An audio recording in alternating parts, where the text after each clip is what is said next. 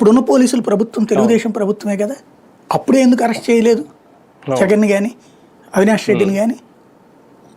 అప్పుడు చంద్రబాబు గారే స్వయంగా స్టేట్మెంట్లు ఇచ్చారు. ఎవరు ఆపారు అసలు వాళ్ళని ఆ రోజున అరెస్ట్ చేయడానికి? చేసుంటే అప్పుడు 151కి బదులు 170 వచ్చేదో, లేకపోతే 10 వచ్చేదో. రిస్క్ తీసుకోవడానికి ధైర్యం చేయాలి బాబు. రిస్క్ తీసుకుని ఉంటే ఫెయిల్ అయినా అది చెప్పుకుంటా ఉండేవాడు ఆయన 5 ఏళ్ళు కూడా. రిస్క్ తీసుకునే ప్రయత్నం చేయాలి. ఇంకోటి వీళ్ళ దురదృష్టం కొద్దీ జగన్ ఆ టైంలో అక్కడ లేడు. జగన్ ఆ ఊళ్ళో ఉండుంటే కనుక ఖచ్చితంగా జగనే చేసేసాడని చెప్పేవాళ్ళు. లేకపోవడం మూలంగా అది హైదరాబాద్ నుంచి రావాల్సి వచ్చింది కదా, 2వ రోజు సాయంత్రానికి కదా వచ్చింది అక్కడికి. ఆ రోజు మధ్యాహ్నానికి సాయంత్రానికి వచ్చాడు.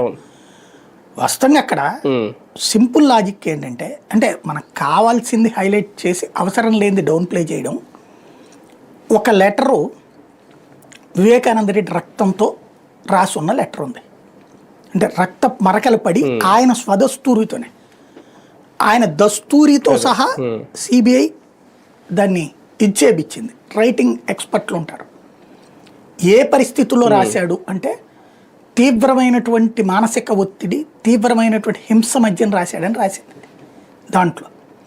ఆ లెటర్లో డ్రైవర్ అని, నా డ్రైవర్ నన్ను చంపబోయాడు, నన్ను చంపుతున్నాడు